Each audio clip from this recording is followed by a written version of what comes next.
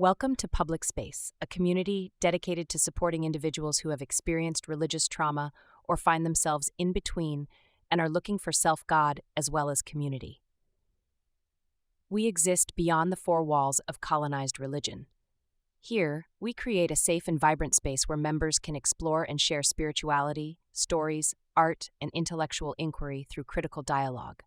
Join us as we embark on a journey of healing, self-discovery, and creative expression. Together, we will foster a supportive community that empowers individuals to reclaim their voice, embrace their unique journeys, embody a Path-Maker Archetype, and find solace and strength in the company of like-minded individuals. Welcome to another public space in March 2025. Happy New Year. Welcome. It's been a crazy journey. It seems like it's going to get even crazier.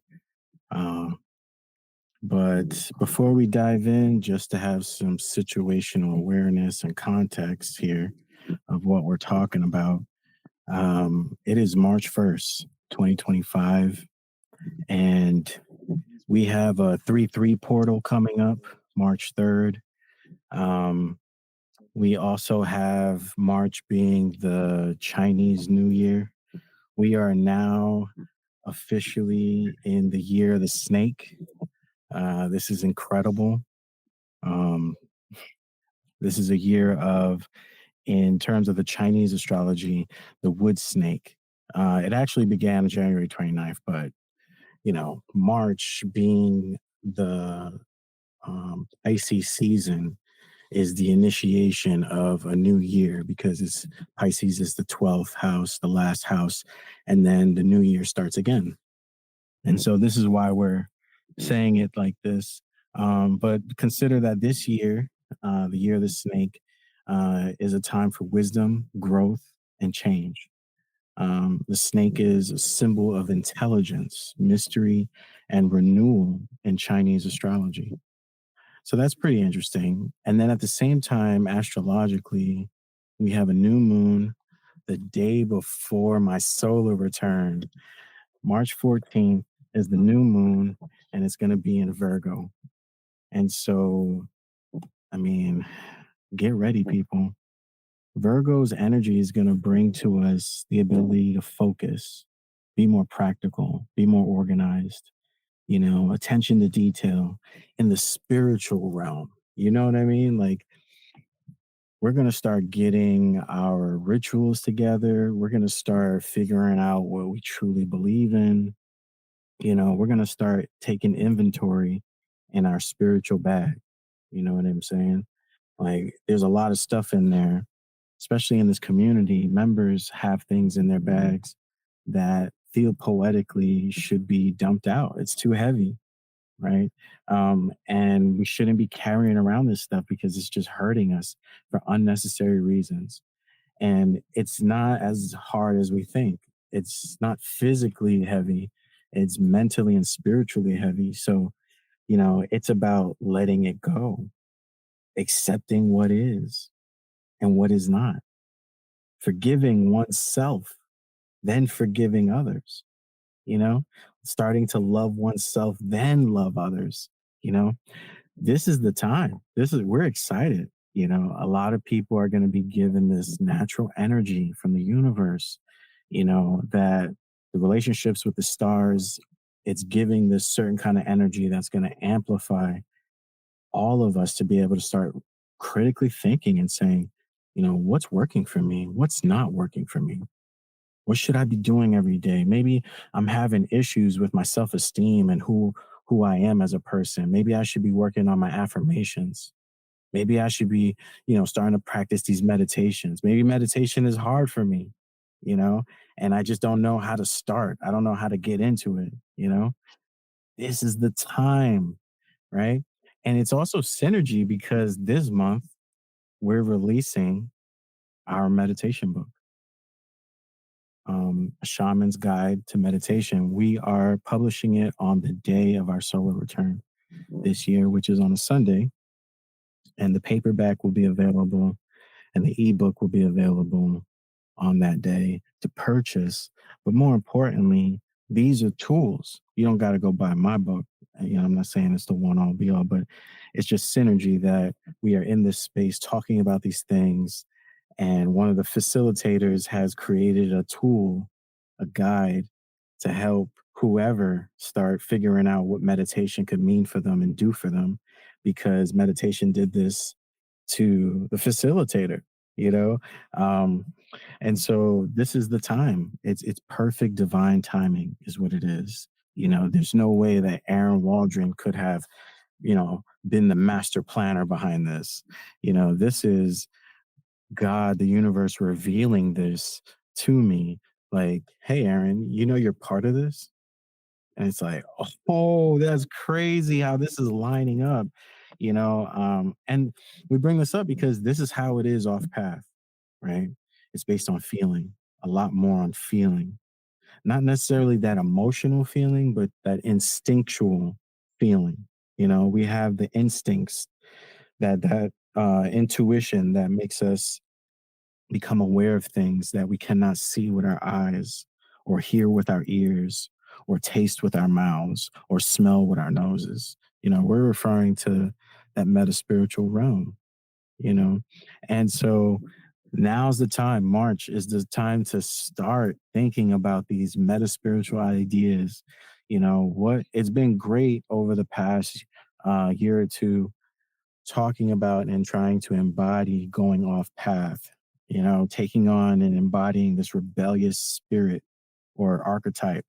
But why are we doing this? Why are we doing this?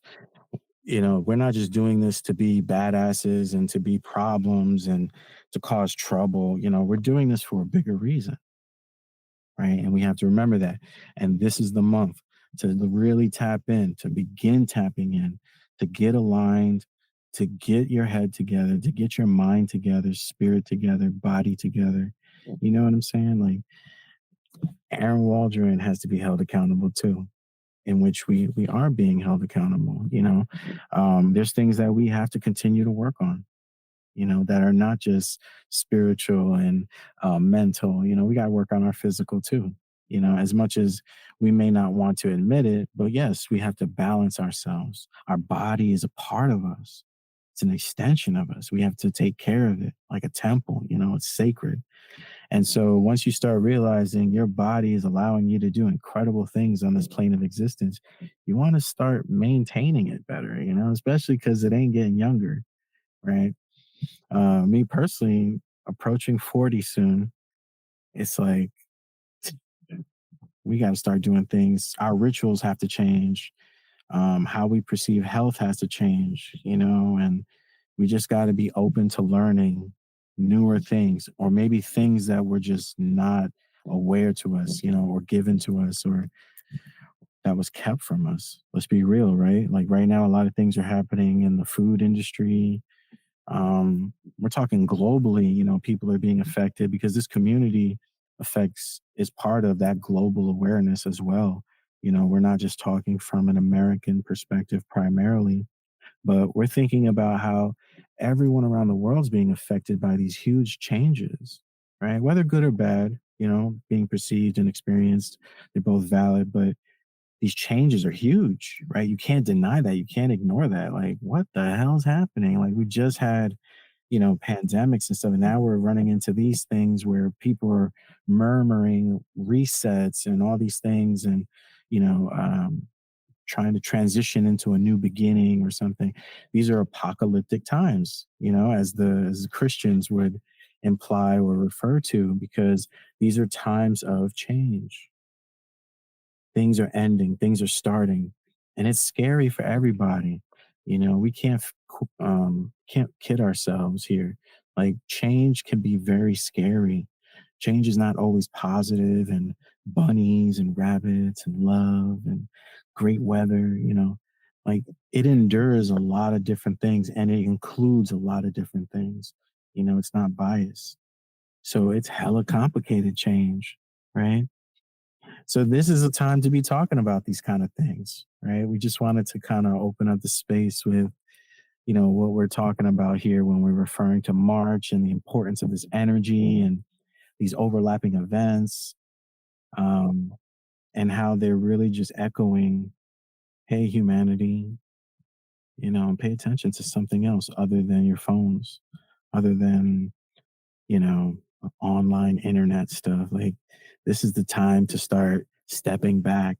You know what I mean? Like, we've been talking about for over 2 years now the concept, the idea of going off path on a meta spiritual, theopoetic frontier. And so now it's time to actually walk it, you know? And so don't be surprised if people in this community start really like disappearing, so to speak. Maybe they're not as active online or something. Maybe that doesn't mean that something's wrong. Maybe that means that something is getting better. And we would be the first to encourage that.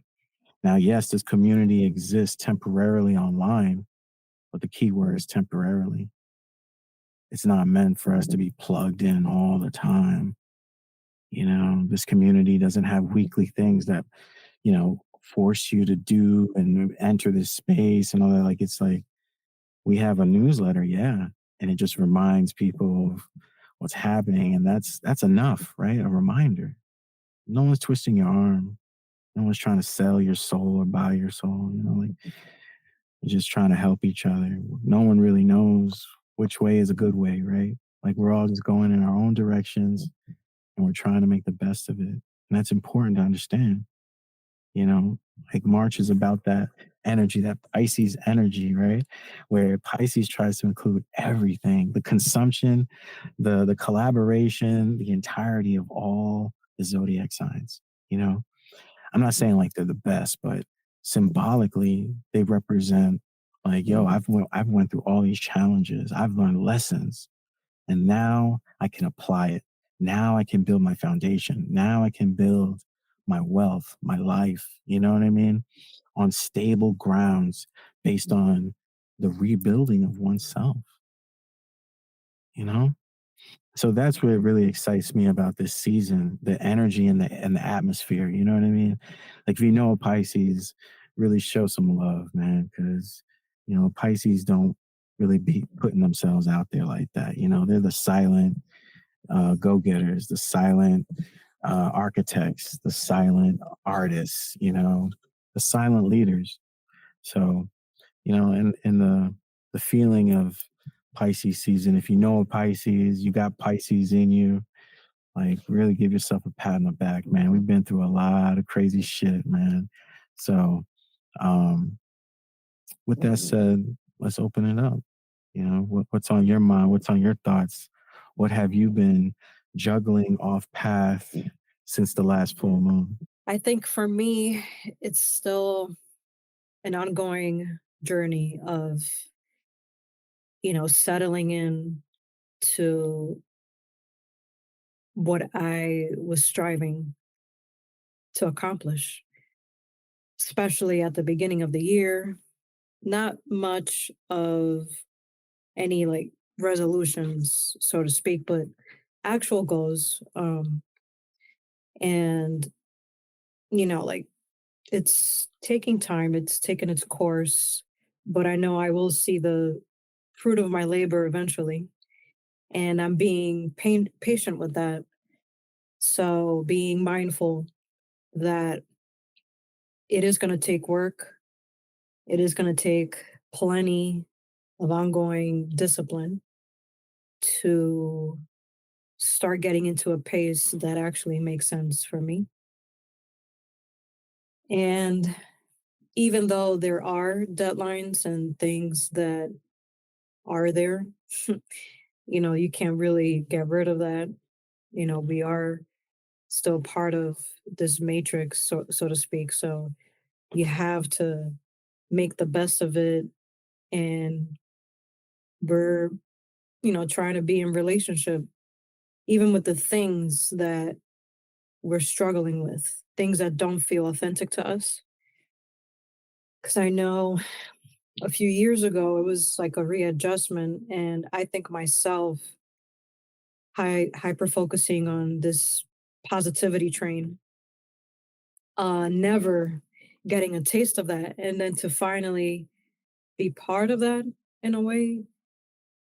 I was kind of naive of not preparing myself to, well, what happens when, these things don't meet those expectations of what I thought that would look like, oh, okay, well, this is going to replace everything else that I knew that seemed very dense, very, like low energy kind of thing. And now it's like, yes, like you mentioned, getting ready for your solar return, being close to that 40, which is really just a number, just part of our language. But in a way, it still doesn't feel real to me. Like when we say, oh, wow, like time has flown, like, how did that happen? Or you might be sitting in a certain position and you look outside and the sun is already setting. Um, it's like I feel like that with my life. And, like right now, it's still, to me, it seems kind of early to like, I'm observing, but at the same time, I'm like working through it. Like I'm almost like I'm managing myself. I'm seeing myself work and I'm managing myself. But only that this time I'm really not trying to micromanage myself to the point where I am, controlling myself, where I'm being so strict, so neglectful to my own emotions, uh, to applying self love and what that looks like. And so it's so easy to just burn out when you're basically being disorganized in, I guess you can say, like in the spiritual world, because everything affects that. So if I feel like I'm all over the place, where I have so many different things, or that I'm working on different things, and I look at it that way, it just looks like I have to pick and choose like what I start first. Almost like when, for example, like a teacher is trying to select the student that they want to, I don't know, choose as the leader, but they don't want to show favoritism or something. So it's like I don't want to hyper focus on just one thing. I want to try to add a little bit more here and there, but in an organized kind of way. So for me, that I have to create that and for that to make sense for me. And then also not necessarily trying to focus so much on, well, how is this being perceived by the outside, by the, by the world, and that shouldn't even be the question.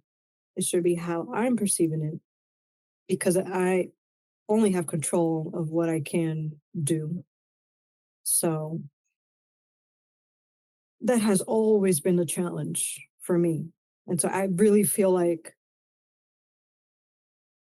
especially like now, like during this time, it's like that veil is coming off and I'm beginning to see like, there's just so many other things I'm still working on, things I have to let go of. And then that makes me feel lighter and I can breathe a lot better. So,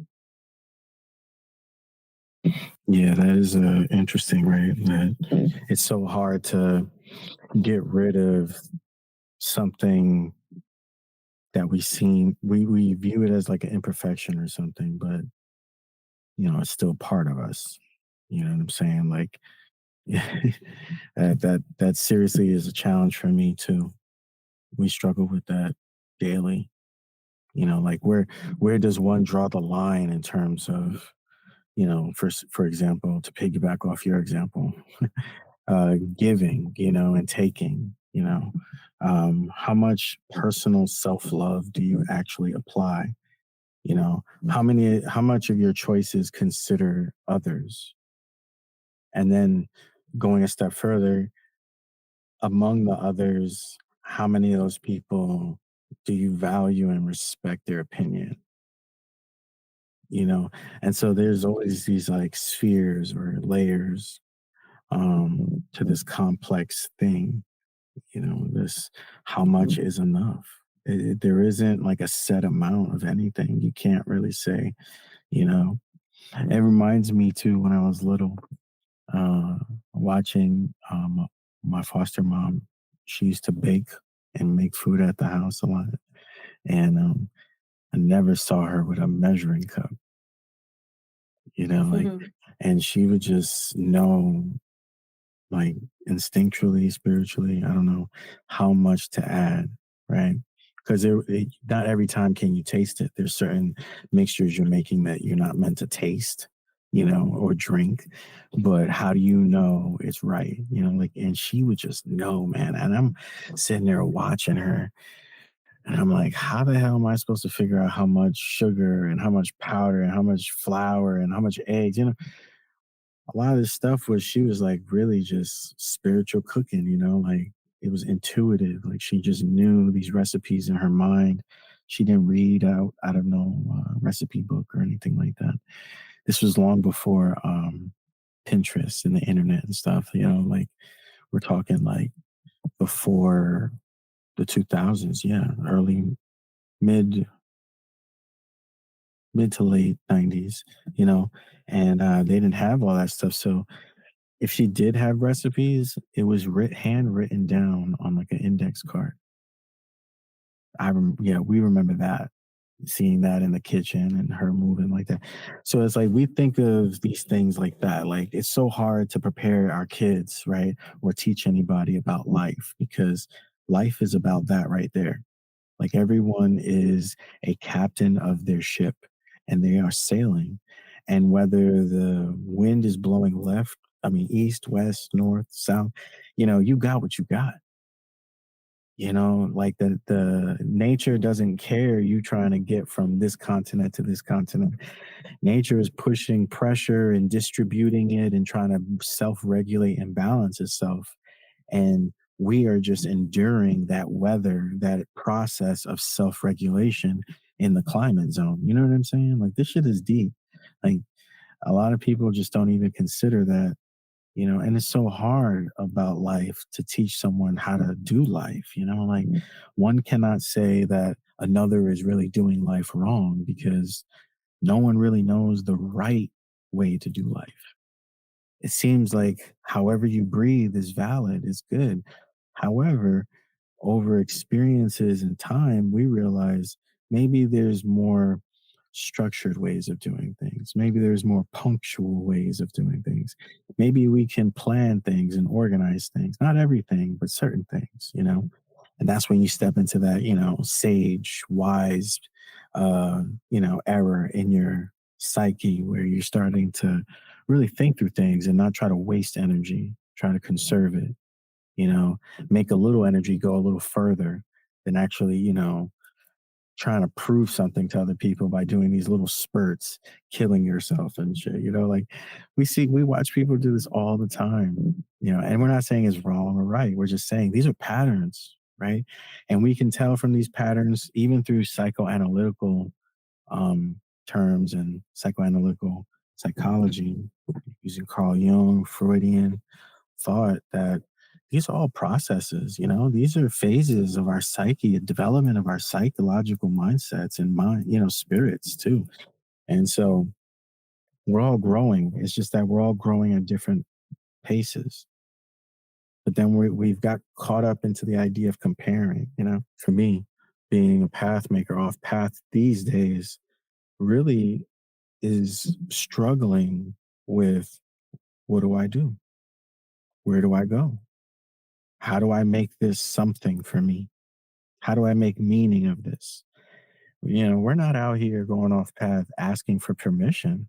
We're not, checking in with the institutions and the structures that be, to say, is this okay? What do you think about this? No.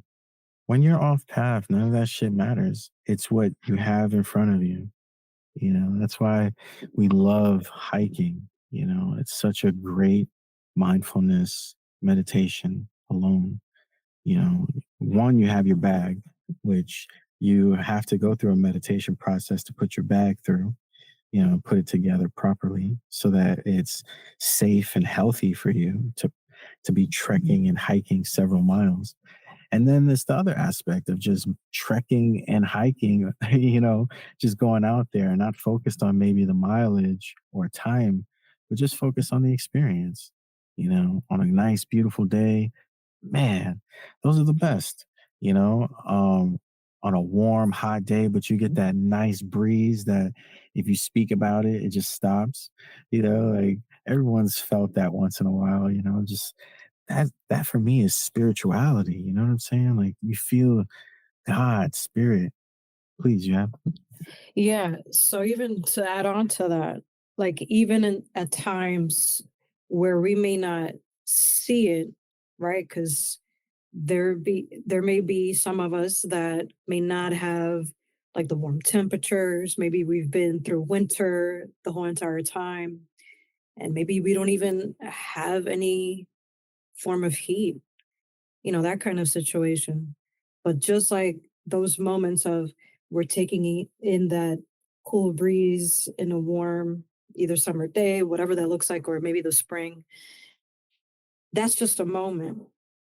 So even in those times where we may not physically, like referring to like the climate, whatever, um, see it that way, like we can have moments of interactions with other people that can also, fill that small void in us that reminds us of like, oh wow, like this is what it's about.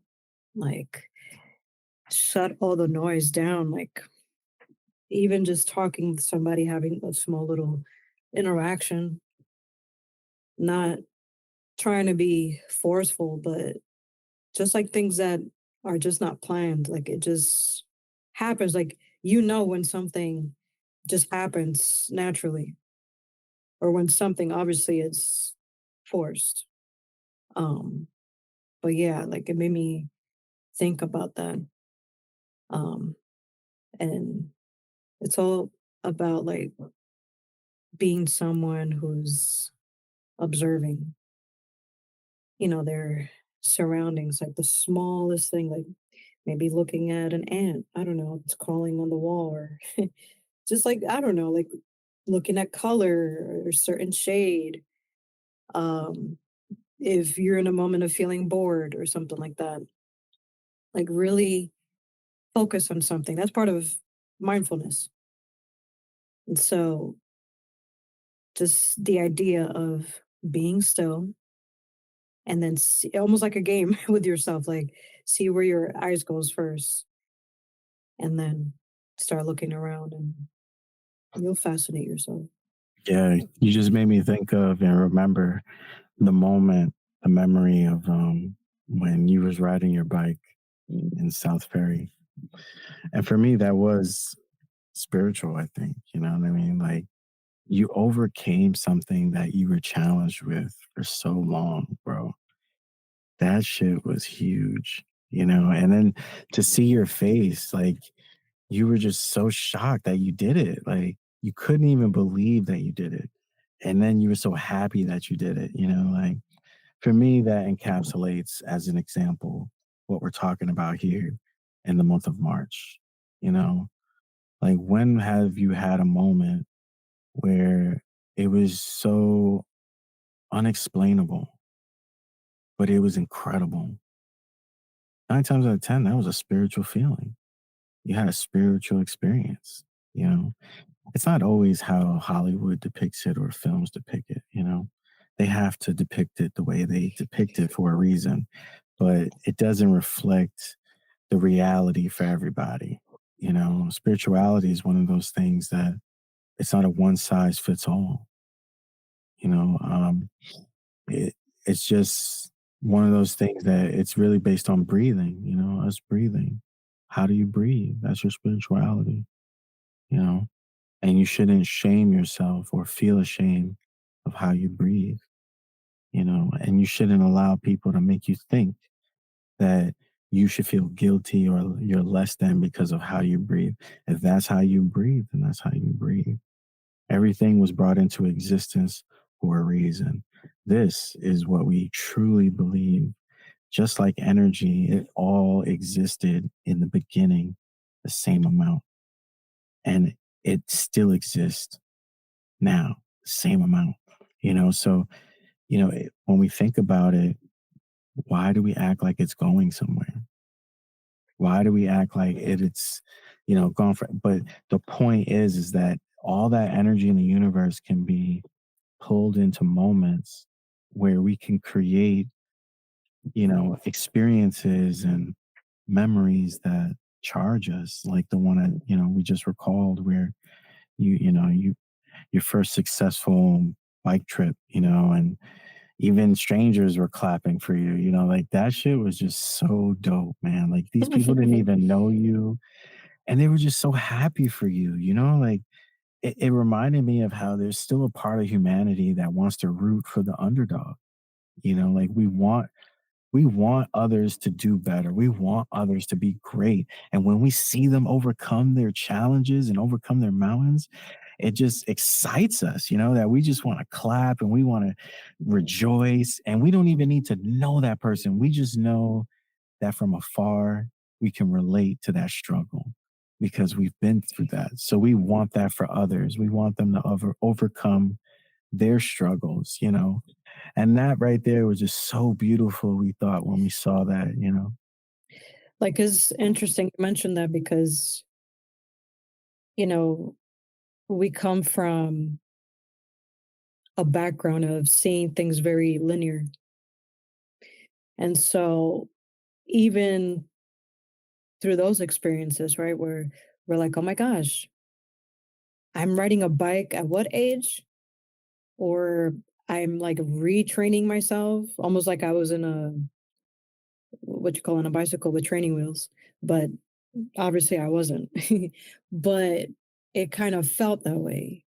And I think the biggest struggle in that was really how to take on compliments or praises when you are still healing, like dealing with, old traumas and things, or maybe not being accustomed to any kind of praise, and then picking up, these moments and then adding on your own perspective, but from a hurt place where it's like, oh, is that sarcasm?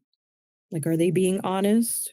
And then, like, a list of questions come up, which then become distracting in that moment. And then you miss out on that, like, wow, like, yeah, like, I should be so proud of myself, you know? There's that reality too with seeing life very linear. It took away so much, like, just those moments, like those small magical moments, uh, when others can see your greatness, but you can't see it for yourself. Yeah, that's a sad, sad moment. Definitely a tragedy, a poetic tragedy, might we add. Um, and that's the stuff we see like in Shakespeare and other great historical writings and stuff like that. They're playing on this grander archetype of a narrative, and we all appreciate an amazing poetic tragedy. You know, like most people will think, oh no, we want a happy ending. Most people really don't want a happy ending because in real life, like we don't get the happy ending that's depicted in the books or in films, cinema, and media. So, we have to really remind ourselves that these are also forms of illusions, layers of illusions, you know. I mean, not all books, obviously, right? Like we're talking about like, stories, like mythological stories that are real but not real, you know what I mean? Now there's books that are based on, actual events, data, and all this stuff. Those, yeah, sure. But that's not what we're talking about here. We're talking about these stories, like the boogeyman, for example. That's a story that's been passed down for generations, and the values that this story has and are carried with it, that's also important to consider and critically think about, for oneself. What do you believe about, the boogeyman? What do you believe about the three pigs story? What lessons do you really pull from these things? Um, and it's interesting for me too, because some years ago, I think my first year in the MDiv program, um, the idea about why the chicken legs were cut off or something, or the turkey legs were cut off to put in the oven, and why they continue to do that or something to that effect. And it was all the while because of a tradition based on they didn't have a large enough stove or oven. And then like that's not translated into the tradition. It's just the tradition or ritual is just passed down without that as the main cause of it. It makes it seem like, oh well, this is how they did it, so I'm gonna do this. And so you can already imagine like there's so many things that do this in a similar manner where we just don't question it, but we keep like preserving it and carrying it, practicing it even maybe. And even passing it on to someone else. Um, and then we come to find out, you know, people didn't think, oh, well, now we naturally started having larger ovens. So now the whole turkey can fit in there, like it's no problem. But based on the history and what was available and all this, created this ritual. But somehow this ritual has survived all this time and no one's thought, well, the ovens got bigger, so why are we still doing it this way? Maybe we could just put the whole damn thing in there. And it's not a problem anymore. But you can't rip away people's rituals, right? We see this even from the religious trauma aspect or perspective, right? Like a lot of us in this community around the world have dealt with religious trauma to a degree, and we even see that when we are pushing back a little or questioning a little towards traditions, we get some sort of defensive pushback. And in that defensive pushback, we are somehow manipulated or led to believe that we are wrong for asking the questions. We are wrong for seeking these putting out these inquiries. Even some spaces, people are offended that these inquiries are brought up, believe it or not. And then in other spaces, people are told you lack faith because you have these questions. So that's, really interesting. But, we say all this to say, you know, just take this time to begin your own spiritual journey. You know what I mean? Like public space is not about believing in one idea, but it's about many people with many different ideas coming together to start building relationships. And it does start with two, and, we have others that pop in and out, but we've really been holding down this space with two, you know, and that's interesting, like two in dialogue. You know what I'm saying? Like, and just talking about these ideas and exchanging these ideas, sharing our experiences to help, our other foreign listeners around the world relate and even feel like they've been seen, like, oh my gosh, this is what I'm going through. I'm not going crazy. Like, yes, you are not going crazy. It is just not mainstream. That's the thing, and as we mentioned earlier in this space today, a lot of us may even appear to be not around at all because today's world is so heavily reliant upon the internet. It just seems like a lot of our life is online already. So the VR world or that film, when they're in the VR world, what's that one? the Ready Player One. Thank you. So in that movie, everyone's plugged in, they work, they live, they play online. And so it just seems like we're slowly transitioning to a future that way, right? Especially with this industrial complex.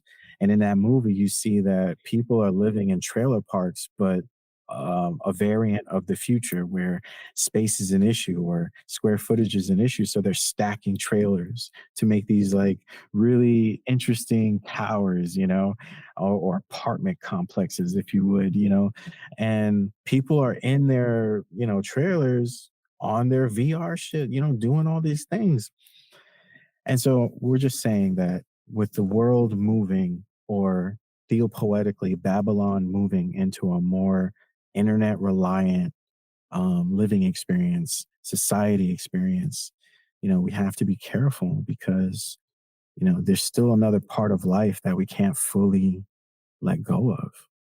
You know, we love technology, man. Oof, we love technology.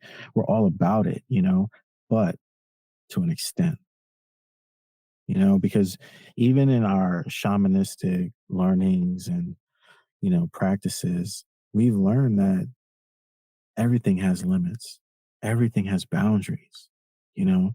Technically, we never really touch anything. That's the universal boundary between everything.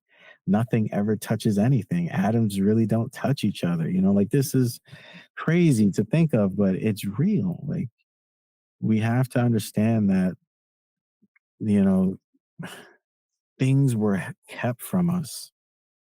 A lot of things were kept from us, and this journey has us in a process of trying to reveal the hidden, the mysterious, the dark and hidden things.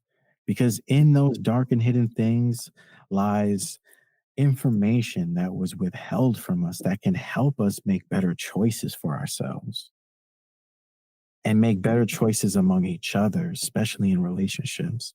You know, if for Aaron, if we can go in our dark place, then we can go in the dark places of the physical world too. This is what we heavily believe. You know what I'm saying? Like if we can do it inwardly, spiritually, psychologically for ourselves, then we can do it physically in the world, you know? And so loving oneself is a constant process. You don't reach a plateau. There's no such thing as a plateau in this process. It's constantly, as some people describe it as like an endless falling. Now that's perspective.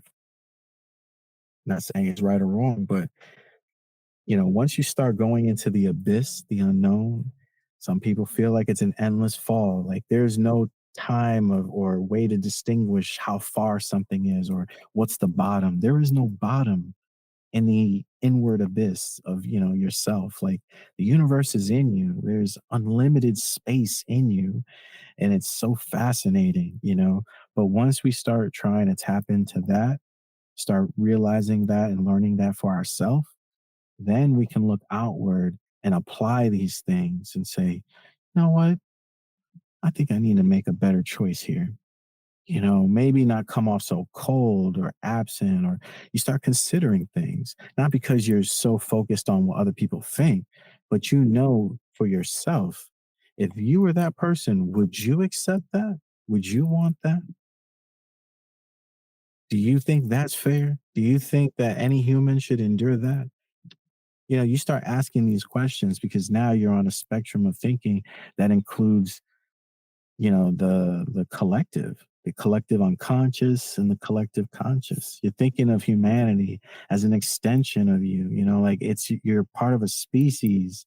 Like we're interconnected with everything, even other species. Everything is an extension of the universe, just in a manifestation form, right? Like we just temporarily bring together atoms and cells, and then at some point in time, it slowly breaks down and goes right back into the abyss, the universe, and then it's brought up back together again. Like it's like we're playing with sand and we're building sand castles. Like it's not meant to be there forever, but it looks beautiful for a temporary period of time. That's us. We're beautiful. We're gorgeous. We're incredible in these human bodies right now for a temporary period of time. But we are the sand, and the sand is the spirituality, and it belongs to God, the universe. It is not ours. We cannot claim it. Therefore, this idea of selling and owning land is a very colonized concept. These are foreign things, you know? Like they were conjured up out of fear and hatred and trauma, right? Yeah, to chime into that, I just feel like most of these traditions and things that have made it to cultural norms, right? We are and have been in the age of inquiry, like asking questions, right? Even if it's challenging that status quo that has been, you know, just like providing, instilling these beliefs and becoming like this prideful kind of thing where people almost feel guilty to kind of, go against it or provide something of more significance, because then it kind of takes away from the what was. If the what was is being replaced by something that is, then they feel like they've been erased. But that's only a perception. And I think for many generations, whatever culture people are from, whatever traditions they are practicing, I'm not saying that they're, all entirely like uh, problematic, but like anything else, we can't take everything so literal and believe that that is what it is. And that's how it should be. Because we can't sit here and believe that, you know, nothing is changing. Everything is changing in front of our eyes. We're changing. So some of these things have to be questioned. And that is why I feel like that process of critical thinking that has been implied that, it's something that children should be able to harness. So we should be able to, you know, focus all that attention towards them, making sure that they have that so they can carry that on, you know, through their development. But it's interesting because then you're an adult and you're not really critically thinking. Now you're upholding all these other kind of rules, these regulations and things that really are contradicting to other things, right? That should be in relationship to each other and how that affects anyone, really, not just a certain population, but just human beings in general. And, like seeing that, realizing that,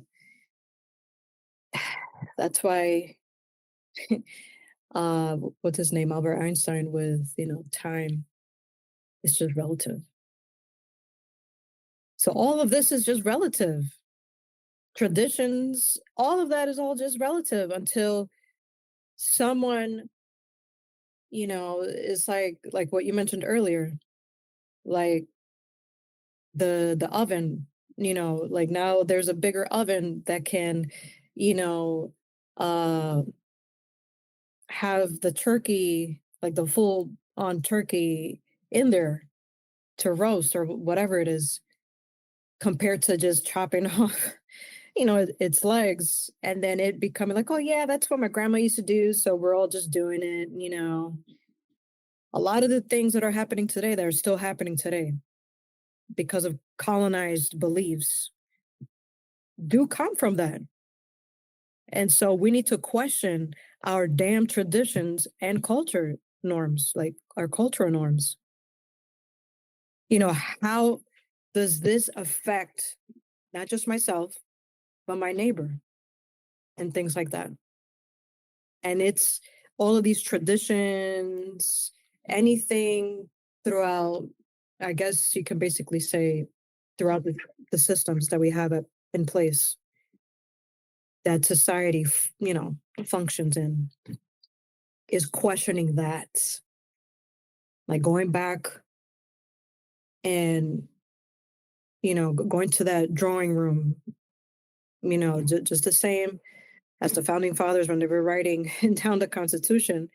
Like they were sitting down and thinking, like we need to sit down and kind of reassess and see what makes sense and what does not, what needs improvement. Like it doesn't necessarily mean let's destroy it and erase it, but how we can improve it, because we can't just delete things like that, because most of our identity is within certain beliefs and things.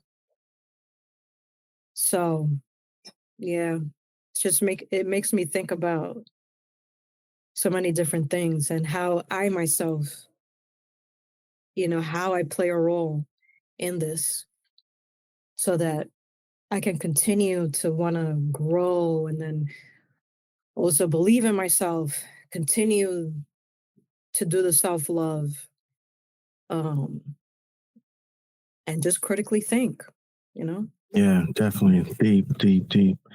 And, shout outs to Einstein, you know.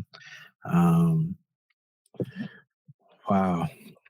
It's so synergy, right? So much synergy going on.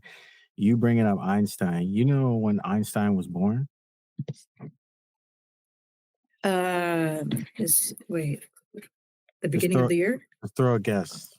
What do you think? What's his birthday? I should know this. Is Nah, he a not really. Pisces? He Like was around a March? Pisces. He Look was a at Pisces. that. Hold Yeah. on.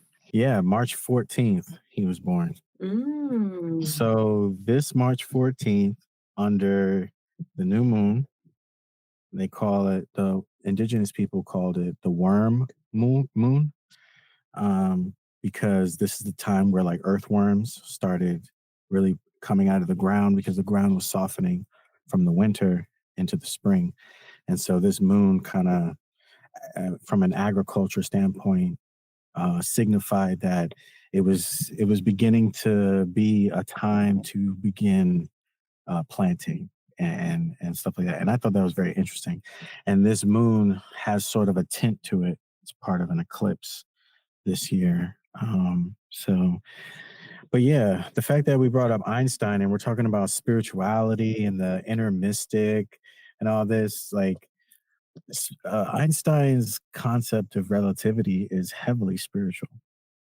Don't be fooled. It may be used in scientific areas heavily when dealing with, theories about time and distance and, space travel and how to predict orbital things and stuff like that.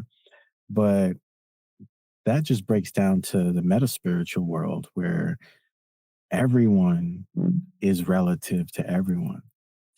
You know what I'm saying? Like you walk to someone and, you're like, what the fuck's your problem? Well, let's break that down, right? You probably had the problem and then you projected it.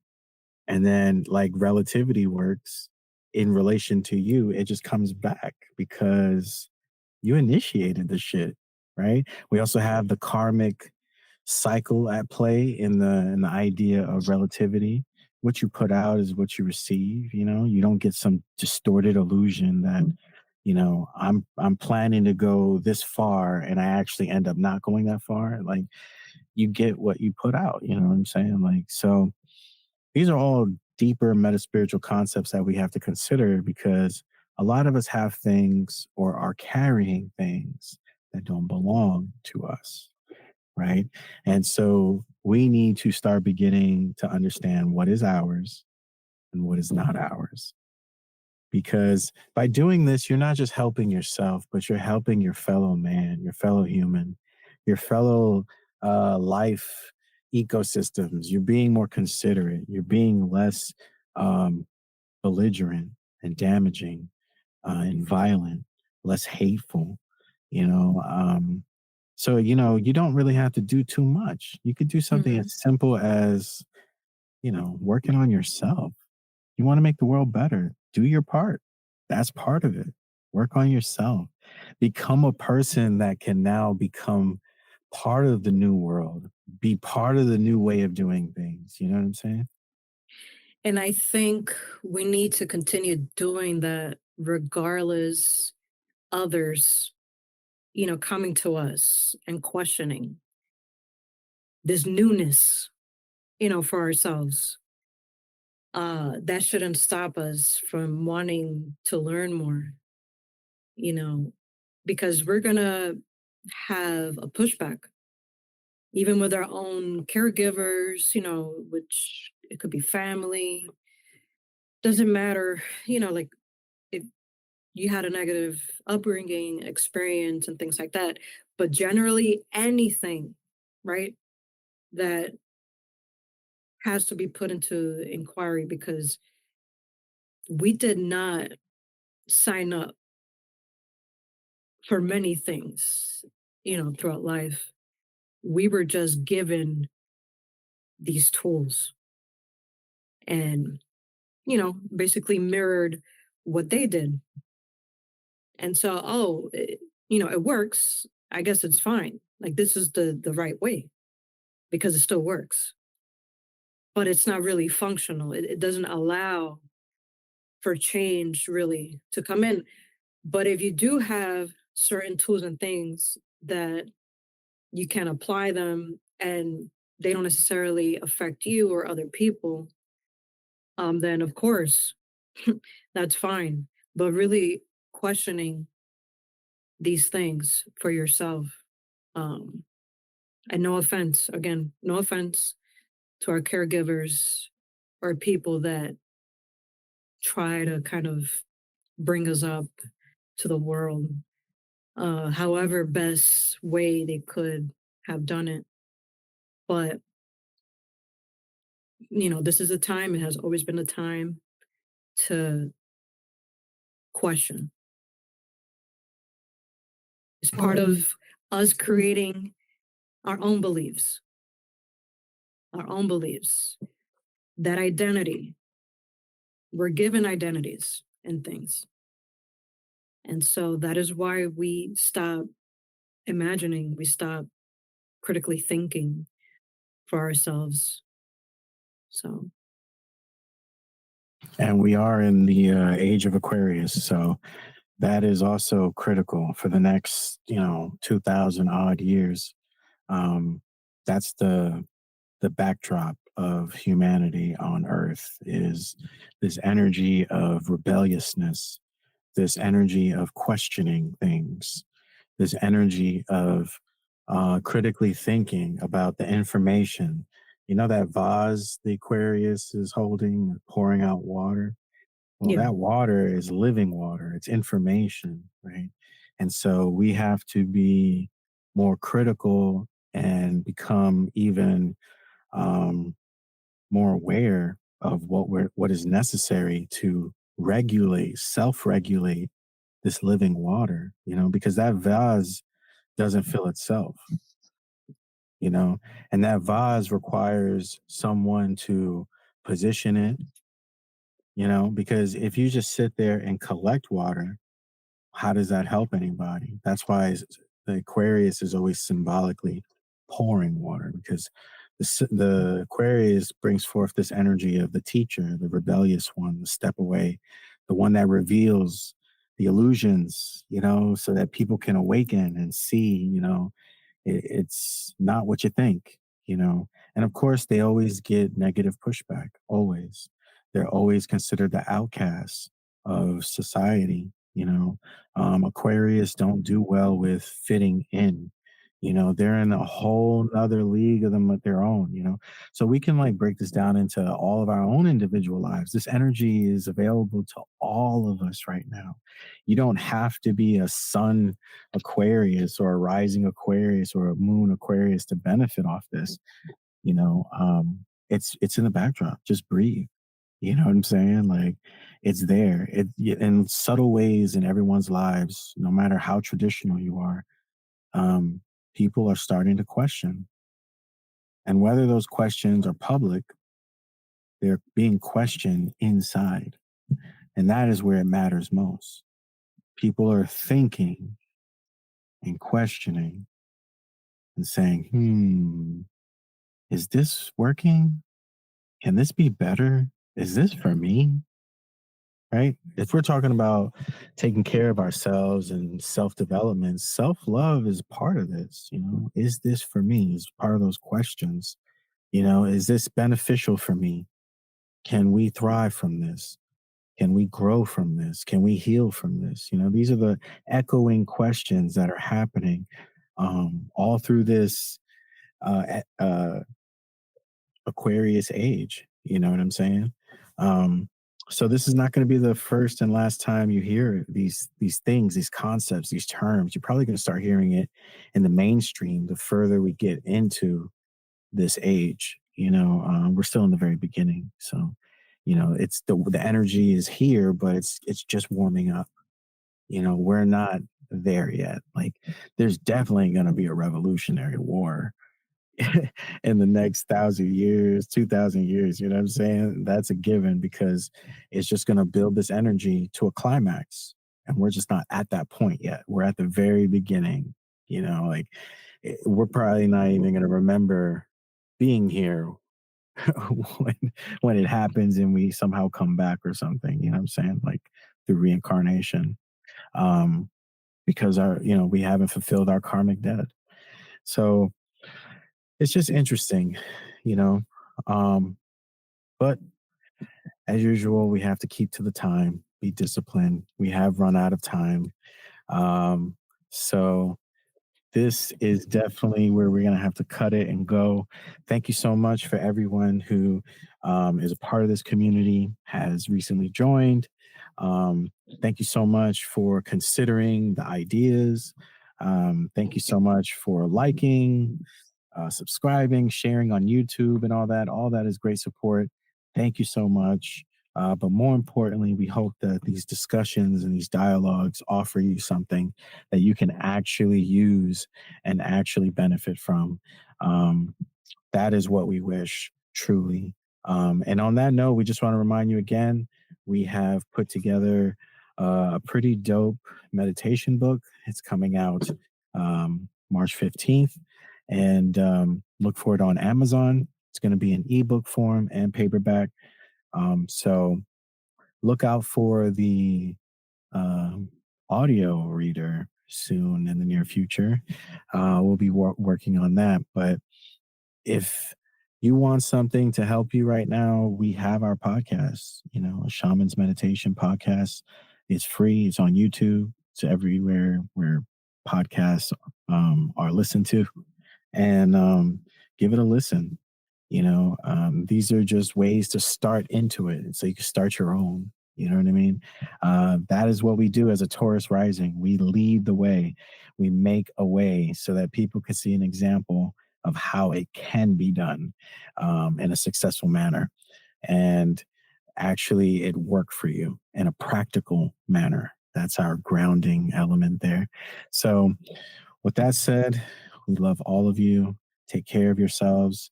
No matter where you are in the world, you are part of this community just by listening and thinking in these wavelengths of consciousness. So please keep doing it because over time we will grow and grow. And before you know it, there'll be radical change. So on that note, enjoy March. Enjoy the weather as it starts to warm up. Grab those earthworms, go fishing, or start planting. Think about what you want to plant in your garden this year, maybe physically and spiritually, so that you can reap that harvest in the soon months to come. and not just wish upon a star. Um, yeah. So we'll see you next month.